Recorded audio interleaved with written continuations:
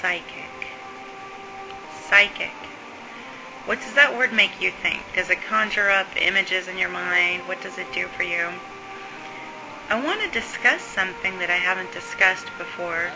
I don't think I have. Maybe I've made a few comments on other people's vlogs about it.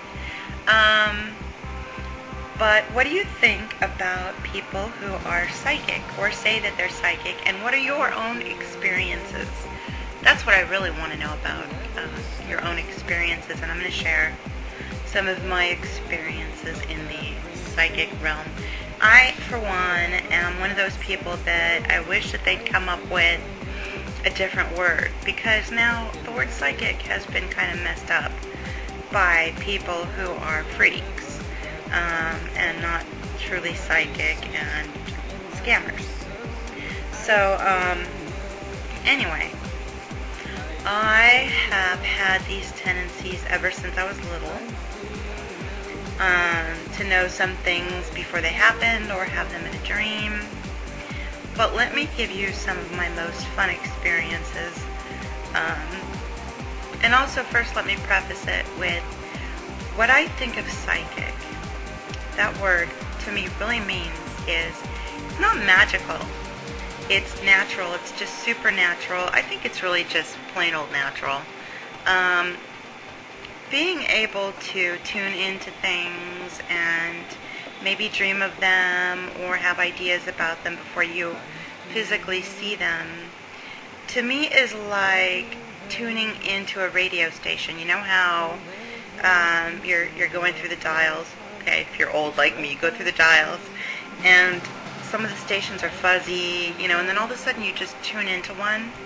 That's the way I look at it, and I think that everybody has the ability, whether they use it or not, whether they're in touch with it or not. I don't think it's anything creepy unless a creepy person is doing it. You know what I mean? So, one of my experiences had to do with going from Arizona to Alaska. This was with an ex-husband and my son. My son was about 3 at the time, and we were driving the Alcan Highway, the Alaska-Canada Highway, from Arizona to Alaska. When we started going through the Yukon, I started having these ideas that there were cemeteries nearby. I've always been fascinated with cemeteries because I think that they are awesome museums, really. They are a history book for us to read. And so I feel an affinity anyway. But I just started kind of putting it out there as we were driving to my then husband, saying, you know what, it just seems like there's a cemetery nearby. And I would say, it doesn't seem like any cemetery. It's almost like there's these little houses or something. And it seems like we'll go over this hill and they'll just be there. And he's like, yeah, you're creepy. So anyway, we went over that hill, and there was a cemetery, and it was a Native American cemetery burial ground where there were little houses called spirit houses. And these are what the people would build to house the spirits of their loved ones. And beautiful and fascinating. But as far as I can recollect, I'm not much of a history buff at all. Know about that. And so that was pretty crazy, right? Well, as we were going through the Yukon, it became stronger and stronger, and I kept having these flashes. When we came within a couple miles of one, I would start seeing it again, like just kind of seeing it in my head, and I would say that there's going to be another one. And finally, we decided to stop for the night. And I was really hooked on this other image in my mind. I kept saying, it seems like we're going to run into something that's a really old cemetery. And my ex-husband was like, what's not old here? It's a Yukon. And I'm like, no, but I just keep seeing the words old cemetery. And he's like, you know what? You're just creeping me out a little bit. So we settled in for the night in a hotel. And the next morning, there was some fresh snow on the ground, and we took off. We went over this hill, and as we were descending over that hill, there was a valley to my right, and I looked, and I screamed, "Oh my God, stop the car." And so my ex stopped the car, and I jumped out, and down in the little valley below, spelled out in huge rocks, huge white boulders, were the words "Old Cemetery." And I was like laughing and crying because I felt like, call me what you will, but I felt like I got a big hug from the universe, like the good Lord, the good master of the universe, whoever it is, was saying, yeah, see, yeah, it's all going to be okay. But my ex-husband refused to get back into the car with me until I stopped it, because it just freaked him out so much. But that was one experience. And in my life, I've done things like readings.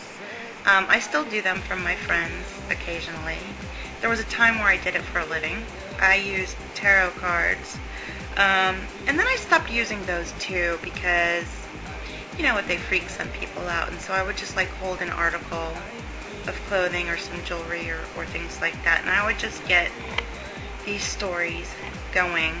And I just liked to do it. It made me feel good. It made me feel like, I don't know, it was a peaceful feeling. It was a positive feeling.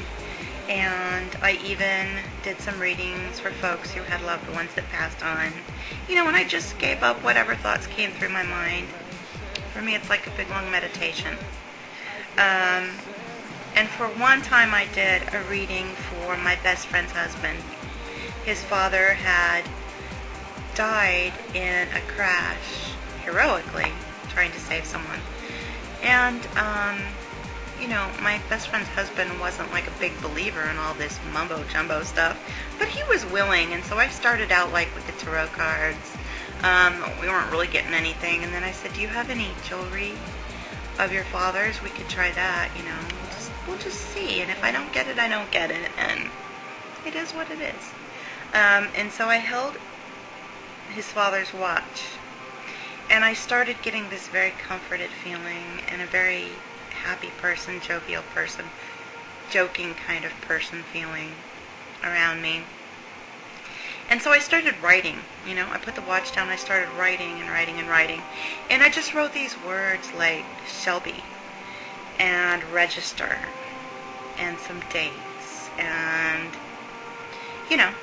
just some things that I have no idea what they were. But I felt really comforted. I felt good. And when I was done, I handed him the paper. And he was really quiet. And he looked at the paper, and he looked at me, and looked at the paper. And then he got up and he called his mother. And he asked her about these names and these dates. And it turns out that his father had bought a Shelby, which I guess it's a Mustang, it's a car.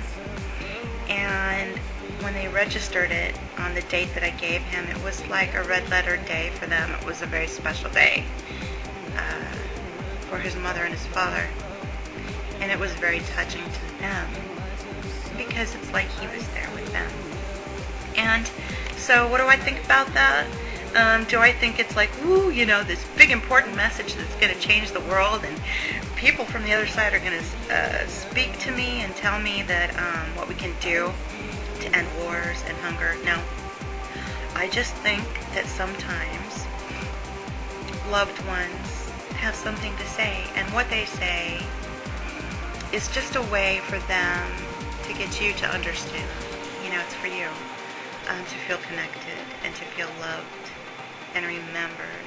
And so I never shared that on here before, and it is what it is, but I love that part of me, and I love that part of other people, and I would love to hear your experiences and what you think about it. And remember, this is just my personal experience, and if it makes you uncomfortable or scares you, just pass on by it. It's okay.